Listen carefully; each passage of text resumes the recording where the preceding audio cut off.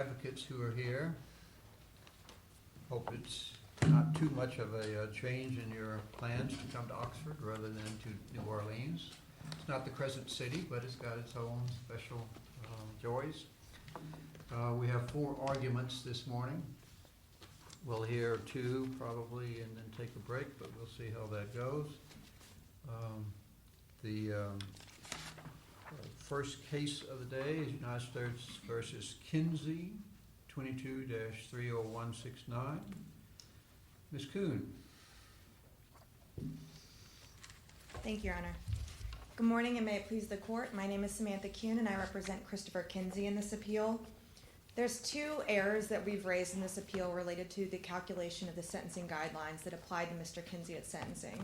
And I'd like to start by first focusing on the crime of violence issue. How about starting with harmless error? Sure, Your Honor. With respect to harmless error, the government points to a single line at the very end of the sentencing proceeding after the court had attempted to adjourn and began to release the parties. And the prosecutor, after having previously notified the court in filings about the possibility of considering an alternate guideline range, the government or the prosecutor asked the court to whether he had considered them. And it was clear that the sentencing judge had not considered them. He asked for post-trial briefing or post-sentencing briefing, and then he even asked the prosecutor to reiterate what he was asking for. This court has repeatedly held that a single statement you left out what he said after that. Right, sorry. The sentencing judge at the end said that to answer your question, I would have imposed the same sentence under either scenario. Now, this court has repeatedly held in multiple cases that a statement like that, standing alone, is not sufficient to show harmless error. Cite a case for that. Tanksley, Martinez, Romero, Davalos, Cobian, Cardenas. No, that cite a case and a cite to the case, including the year, in which our court has said exactly that. In Tanksley, and I apologize, I can find the year for the rebuttal argument, but in Tanksley, this court said that a statement that the court would have imposed the same sentence standing alone is not sufficient to show harmless error under the government's heavy burden to prove that the court would have imposed the exact same sentence and considered the alternative guidelines range when it crafted the sentence that it imposed. Didn't he say more than what you've, I'm not saying you're obfuscating, but didn't he say a little bit more than that, that under the guidelines and because of the threat of harm, et cetera, I would have imposed the same sentence? At the end of the sentencing, the court said that was the sentence that he believed was appropriate, and that considering his criminal history, and I believe he cited one other consideration, that he would have imposed the same sentence under either scenario. This court has made very explicit, though, that is not enough, because the judge had to have made explicit that he actually considered the alternative range that he was referring to, or that would have applied absent the error, and that he crafted this sentence in consideration of that range. And there's nothing in the record to show that he actually considered that range. Ms. Kuhn, let me ask you, you stated as a matter of fact that the judge indicated he had not considered the alternative range. I have a transcript in front of me here. I would say it's ambiguous. I'm not sure what to make of the judge saying, will you submit to the AUSA, says, will you submit this in writing? I'm not sure what this is. And submit this in post-sentencing brief. The AUSA had also talked about we had not yet filed a motion for the third point of acceptance of responsibility, which I saw was filed the same day as the sentencing. What do you say we should rely on to show that judge had not considered this already? Because there was no articulation, no discussion of the actual guidelines that would apply without the crime of violence enhancement during the sentencing. And even though prior to sentencing there were objections filed, it was discussed, which I think is one of the main points raised by the government, that has not been deemed sufficient. In fact, in Sanchez-Arvizu, this court said that even though there had been briefing on an alternative range that could apply, that's not enough to show actual consideration of the alternative range. And this court has said in that case may be very important, right? Because correct. I was going to ask you, is there any circuit where the district court was told the correct range? And here it was an objection to the PSR, right? Then a sentencing memorandum, then orally. They were told the range. Correct. And then they say something like regardless or under any scenario. and it's not deemed harmless? Correct. In Sanchez-Arvizu, it was briefed in the prior filings for sentencing and everything like that, and the court said, look, that doesn't show the judge actually considered this alternative range. In fact, it was I would say that's probably the most analogous to this series of events. Yes. Because that sounds to me like the Third Circuit's rule, that if you're going to insulate any sentencing guidelines error, then the district court's got to say, well, had I applied the correct range, and I know what it is, here's how I would get up to where I am. And Judge Guidry didn't do that here. Correct. And that's kind of the point, I think, is that in order to show sufficient evidence that the court actually considered the alternative range and decided on that sentence, it's almost as if it has to be two independent sentencing But that assessments. does sound to me like Ibarra-Luna. But Guzman-Rendon, I'm sure you're familiar with it, pretty explicitly says we have two different ways to assess harmlessness.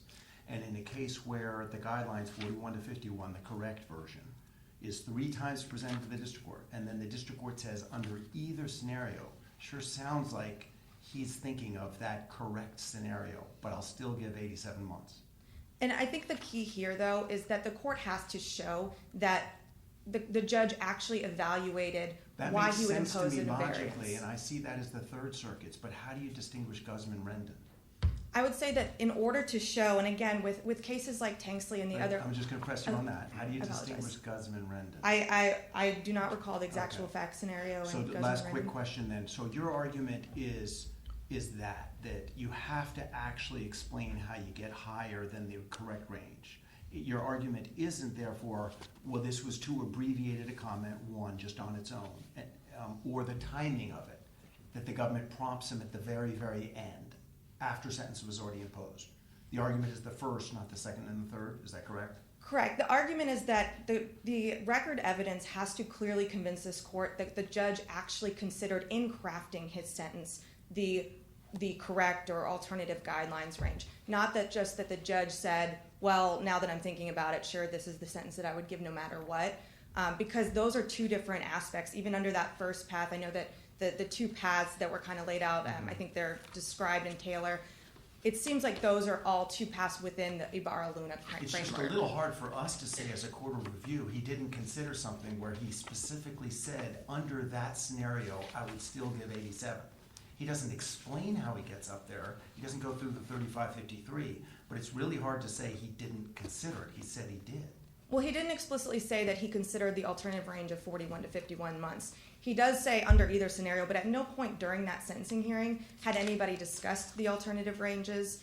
And again, looking at this record, when he specifically imposed an 87-month sentence, which is the midpoint of the incorrect range, and this court has said that can be evidence that it was tied to the range, it was influenced by the range at the very least, which would make it not sufficient evidence. But he imposes an 87-month sentence, rejects a downward variance request, and specifically says the sentence will be within the guidelines range. And this court has said that that is evidence that it is tied to it. Now, under Ibarra-Luna, and as this court has recognized, even with statements like, I would have imposed the same sentence under either scenario, there has to be evidence that this sentence is not derivative of the recommended guidelines range that was applied. It's not influenced by.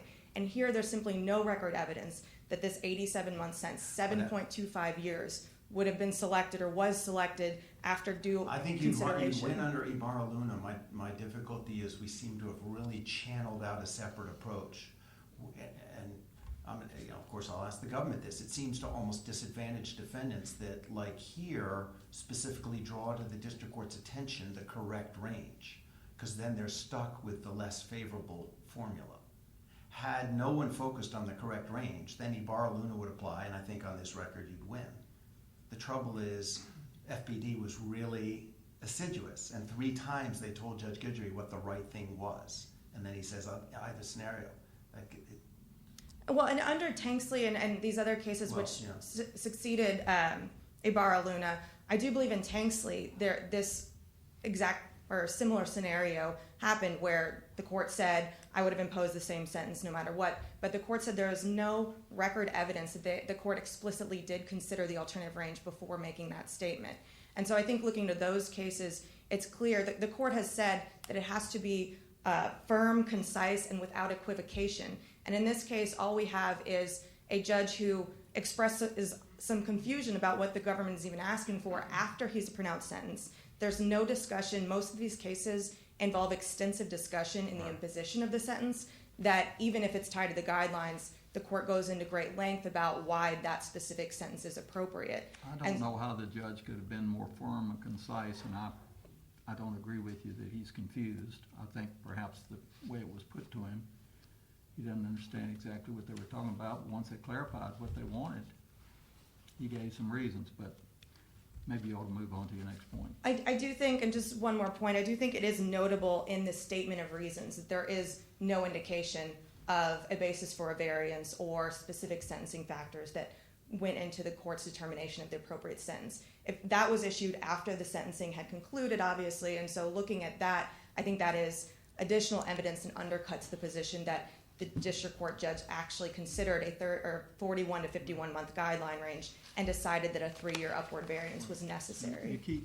You keep beating this horse to death after I suggested maybe you want to stop hitting it, but he'd been doing that the whole sentencing hearing, talking about various sentencing aspects. Does he have to go back and just repeat himself all over again?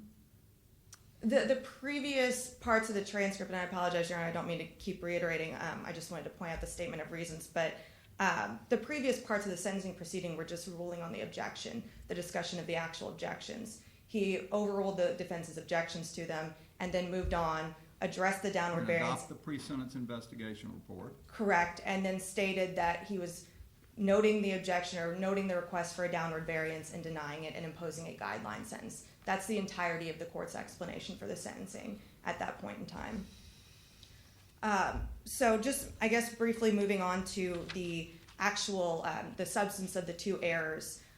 This court, there's two equally straightforward paths to reversal and equally straightforward errors here.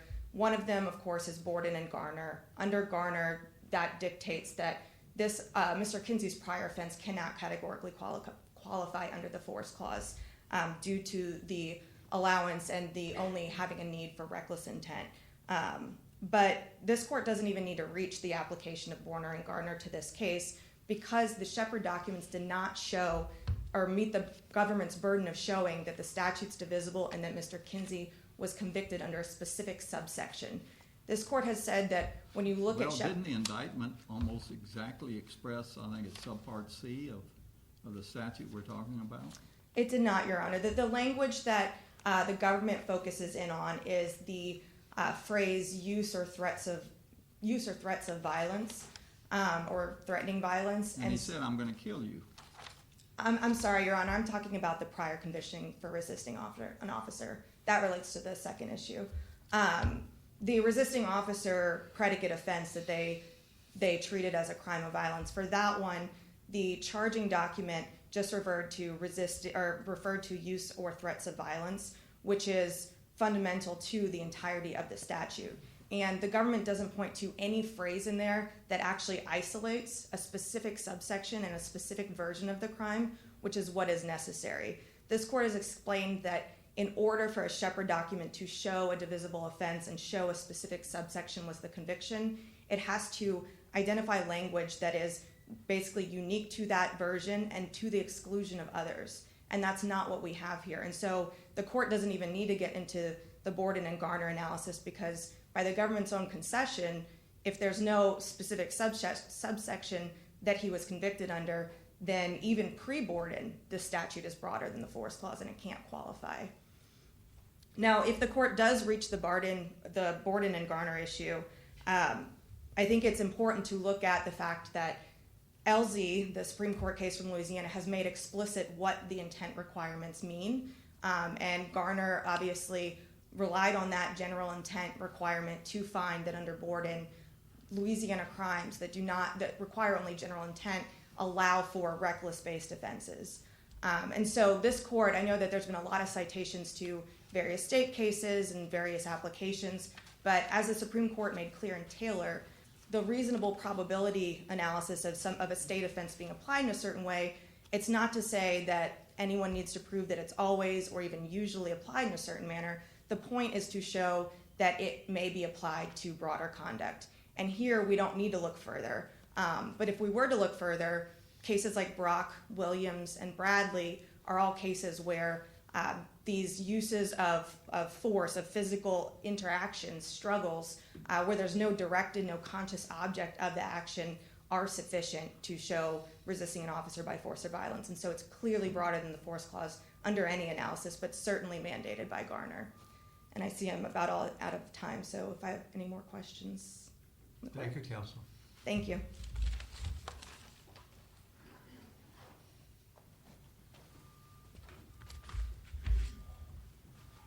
May it please the court, Kyle Daly for the government. I'd like to start with harmlessness, if it pleases the court. This court in Bonilla and more recently in Richardson held that if the district court considered the correct guideline range and stated explicitly on the record that it would have imposed the same sentence regardless, then any error is harmless.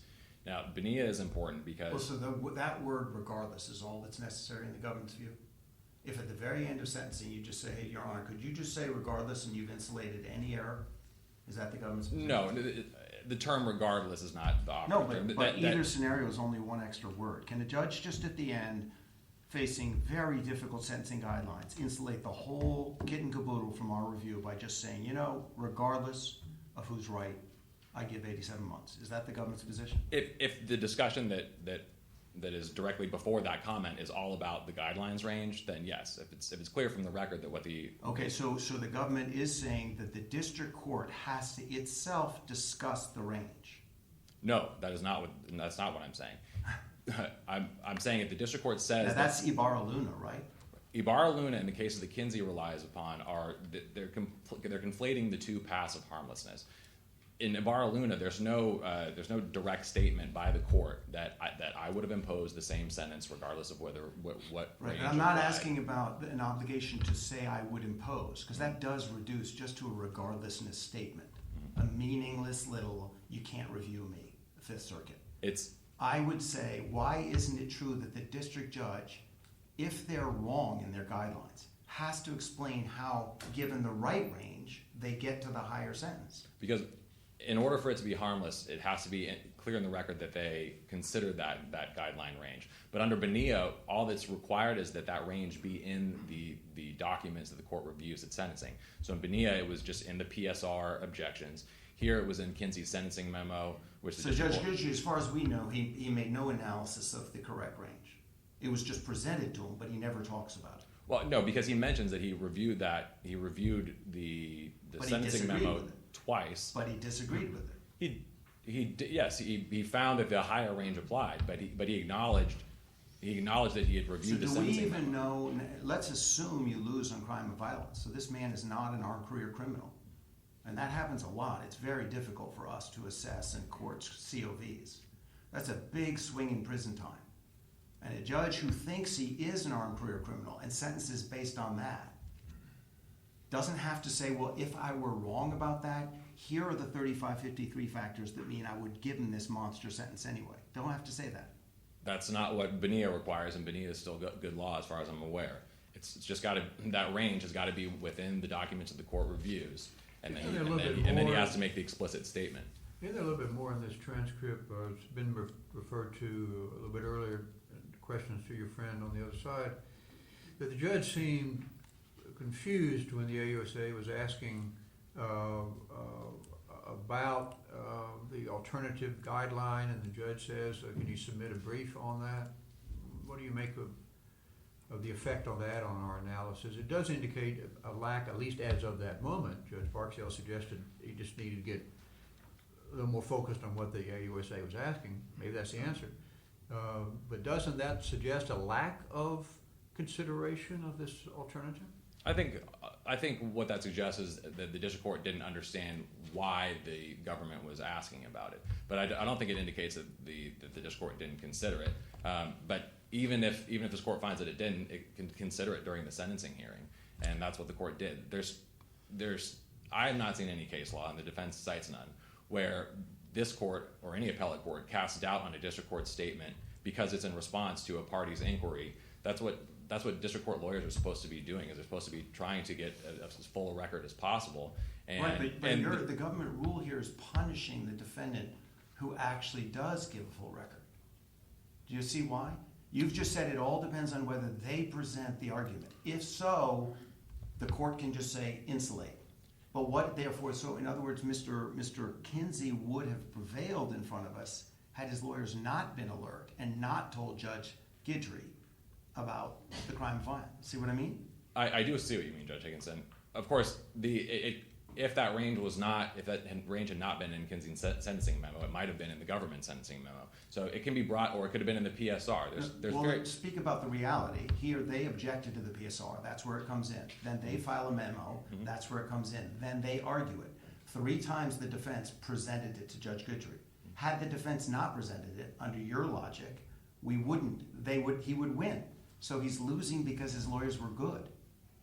So long as the government doesn't, in their own sentencing memo, then But you bring up didn't the here. correct guideline range. No, we didn't. We didn't have any reason to. So again, Kinzy's he's sentencing losing memo. because his lawyers were good under your theory.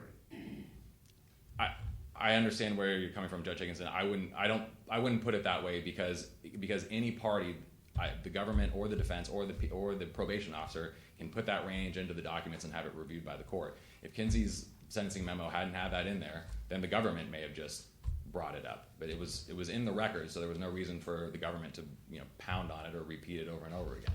So we don't see it as punishing. The district court is asked to articulate an answer to a question by a party, and the district court's an independent body. There's no reason to believe that it's being bullied by the AUSA to say what it thinks the AUSA wants to hear.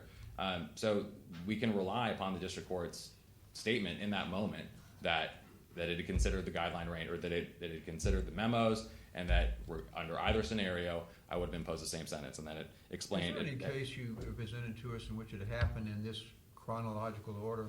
I mean, if this transcript didn't have that last page to it, or whatever length of time it is, when the AUSA raised, would you do this regardless, to use Judge Higginson's word?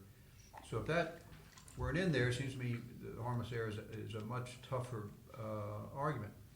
What of the fact that it comes so late, that the sentence has already been pronounced? He says, is there anything else? The district judge says that. And then we get this. I mean, the sentence is done. Does that affect any case that you have that had it in that chronological order? No, in the cases that I reviewed and I looked for this, I didn't see any of the opinions make an issue of Well, were those the facts of those cases? Not just make an issue of it, did it? Oh well. I mean, In most of the opinions I've reviewed, we don't know exactly when in the sentencing hearing that statement was made. But I certainly haven't seen any cases that cast doubt on a statement like that just because it came at the end of the hearing. Well, that's good advocacy, but what I'm really asking is, does any case have that fact pattern? And you're saying you didn't see any. Well, and that's the best I can say. I don't know every case in this district, but I did research it pretty thoroughly, and I did not see anything like that. That's the most honest answer I can give. I'm sorry. Thanks, guys. So if I could turn to the crime of violence issue. So unless we there are any don't other know if questions. this was an upward departure or a variance, do we? We have no idea how we got up to 87. Well, the government asked that in its sentencing memo that if the lower guideline range was applicable, if that's what the court found, that it vary upwards. But no, the district court didn't say that because the district court had found that the higher range applied. Counsel mentioned a case I don't remember, Sanchez Artezu. Do you recall that case? Because apparently there was no showing of actual consideration, and therefore we didn't apply harmlessness. That one was not on the top of my mind, and I was kind of looking it up as counsel was arguing. I didn't see, though I could have missed it, but I didn't see an explicit statement by the district court that it would have imposed the same sentence, and I didn't see in that opinion, the court the correct guideline range within the documents the court reviewed. So just because obviously guidelines are very complex, and so we see a lot of them.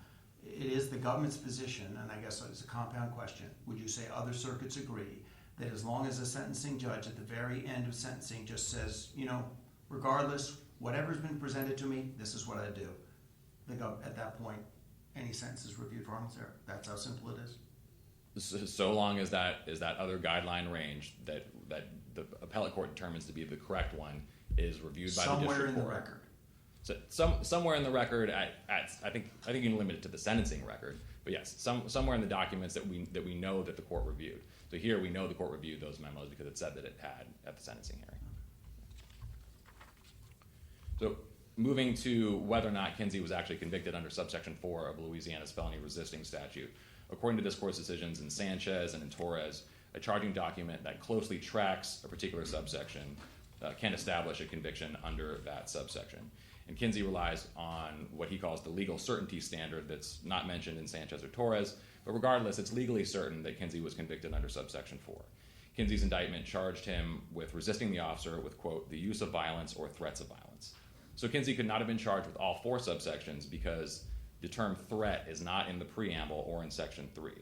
Now, while the term threatening appears in subsections 1, 2, and 4, Kinzy's indictment lacks any language from subsections 1 and 2 regarding the timing of the resistance. While Sanchez and Torres did involve longer subsections, and so there was more language that was unique to that subsection. Subsection 4 of Louisiana statute is relatively short, so a prosecutor who's intending to charge under that subsection is necessarily confined to that language. The indictment did not include the. So just to be clear, the only Shepard document is the indictment. That's true. Yes. And the language corresponds pretty generically to the whole statute. You'd say no? I would say that the term threats brings it out of the preamble because the term threats is not in the preamble. But that's in at least 2 other subsections. That's in 2 other subsections. So our argument is that it closely tracks because in the first 2 subsections there's a lot of additional language about the timing of the resistance, What's which we your don't closest see in case subsection 4. that can sort of give us, I think the standard is certainty. Yes. Torres is the closest that we get, but we just haven't seen a case involving a subsection that's this short. So it's not directly on point, but that's the closest that we get. So because Kinzy's indictment closely tracks subsection 4, the court should find that he was convicted under that subsection. Even with Borden and the recklessness standard here? So yes, yes, it should. For what we're asking with whether or not it's actually a crime of violence is a couple of things. One is that this court not read Garner the way that Kinzy is urging this court to read Garner, because if this court reads the latter portion of the Garner opinion to invalidate every Louisiana general intent crime as a crime of violence, then it's tantamount to a finding that in Louisiana law there's negligent armed robbery and negligent aggravated rape and negligent carjacking, because most of those Louisiana statutes are general intent crimes. So we're just asking that the court do what it's always done, and it did this in Garner and in Young, and look to the plain language of Louisiana statute and how the Louisiana courts apply that statute. And in Garner, this court had already found that exact statute, though it had been slightly amended, was not a crime of violence because it was able to point to Louisiana cases saying this crime can be committed negligently. And we don't have that here. It's the cases that Kinzy has been able to cite that seem to involve sort of lower uses of force. In those cases, the sufficiency of the evidence is not before the court, so we just do not have many details in those cases about. There's generic terms like the defendant ran into the officer or there was a struggle, but because there's no argument in front of the court about that issue, about sufficiency of the evidence, about sufficiency of the resistance. So it's just not a very reliable record to conclude that would be sufficient to violate subsection 4. In addition, most of these cases don't parse out the subsections. So if the court had been presented with that argument, it might have found that it was sufficient under subsections 1 or 2 or 3. Does Louisiana have pattern criminal jury instructions? It does. And what's the scienter for this statute? So it's a general intent crime, and so they. So recklessness would suffice. Sorry? Recklessness would suffice. We disagree that recklessness would suffice because of the term toward the officer. He has to use it toward the officer. So we acknowledge that this court has found that some Louisiana crimes that are general intent crimes can require recklessness or only recklessness. But what we're asking the court to do is to first look at the operative terms of the statute, because those terms, such as using force toward, may require more than recklessness or negligence. Address how this case is a classic example of why Booker perhaps held as it did that the guidelines are advisory only, in the sense of all of this debate about recklessness and intentional and et cetera, and what the guideline range would be in the light of Booker. That's why district judges probably ought to be very careful about ensuring that they're stating alternative positions. That's what's called a softball play. Yeah. Yes, Your Honor. I mean, here we the defendant, the defendant's conduct was particularly violent. He had 6 prior felony convictions, and so while the advisory guidelines range was certainly something the district court could consider, there was more than just that before the district court to craft a proper sentence. And especially when you have a district court specifically saying, I would have imposed the same sentence regardless, we think that any error is harmless. If there are not any other questions, we'd ask that you affirm Kinzy's sentence. Thank you. All right, Counsel.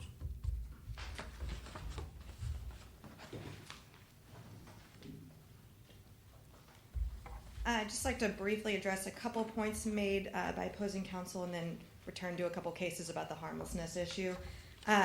First, with respect to the Shepard documents, I do think it's worth noting that, as the government has put forward, their theory of why the statute's divisible and why this is a conviction under 4 relies on this toward an officer phrase. That phrase is found nowhere in the charging document or any of the Shepard documents, the plea colloquy transcript or the judgment. And so I think that alone is fatal to the government's position because they're saying that's the unique element that somehow makes this uniquely satisfy the force clause. Secondly, Just for the record, for our recording, state what the prior crime that's being reviewed, state what the indictment says, which seems to track the statute. One second, Your Honor.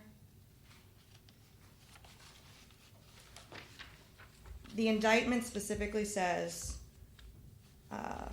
Mr. Kinzy violated Louisiana Revised Statute 14:108.2 in that he did resist a police officer, officers named, with the use of violence or threats of violence, knowing that said officer was acting in his official capacity. All right. And the second point that I'd like to address from the government's argument is dealing with the recklessness and the whole standard, the general intent crime standard. The point of the general intent crime standard and the division that the Supreme Court laid out in Elsie, the Louisiana Supreme Court, is it's a difference between objective and subjective conduct, and so or requirements. And so the court made clear that when we're looking at an objective, reasonable person standard, that's what we're talking about with general intent, what somebody might reasonably expect to come from their volitional act, their physical act. And so that's exactly what Borden was addressing in finding that reckless offenses don't satisfy the force clause, because that is meant to direct or be targeted toward offenders who necessarily committed offenses that are directed at, targeted at a specific person with their use of force, and that's the conscious object of their actions. And then the third thing I wanted to address, as far as the government's position that because there were not sufficiency analyses done in certain cases that we cited, it doesn't seem like the government disputes that the mere struggle aspect doesn't rise to the level of or show intent necessary for the force clause. But the standard for determining whether a state offense is broader than the federal force clause is just reasonable probability. And so if people are allowed and permitted to plead guilty in court to an offense based on this type of minimal conduct without any evidence of subjective awareness or intent regarding their conduct, then that is sufficient. There doesn't need to be an affirmance in the face of a sufficiency challenge. Ms. Kuhn, there was a question opposing counsel about pattern jury instructions on this statute. It seems to me the argument might have some force to it if the fact of pattern jury instruction for charging this offense made some sort of intent differentiation on the fourth subpart. Are you at all aware of what the pattern jury instructions do on this? I reviewed them before oral argument. I do believe there's no delineation of intent. I think the entire crime is general intent crime from what I remember reviewing. I did view in the 28J we submitted on the recent Bradley case in Louisiana. I did look back because on the district court or the trial court website, a lot of the materials are available there. And the instruction there I believe they provided each of the 4 alternatives to the jury without any requirement that they come down with a specific response. I'm happy to provide those documents. I just reviewed them when I found the case out of curiosity, frankly. But I'm happy to provide them to the court afterward if the court would like to see those. So on harmlessness, you probably have a few points to make, and especially that, I'm thinking there's gonna be a lot of weight on this Sanchez-Artezu case for me. That's not an Ibarra-Luna case, correct? That is a case where the district judge's attention was drawn in one way or another to the correct range. Yes, Your Honor. It's a Fifth Circuit case from 2018. It's actually Sanchez-Arvizu, Arvizu, and the citation is 893 F3rd 312. So it's And- published. I'm sorry? It's published. Yes.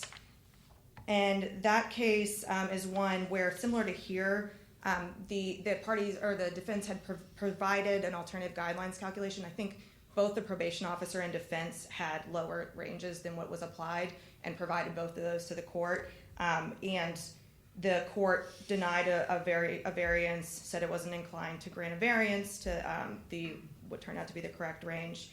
And the court still said that it says, regardless, the court treated both estimates of the amended range offered by defense counsel and the probation officer as optional downward departure and not as the framework for sentencing to anchor its decision.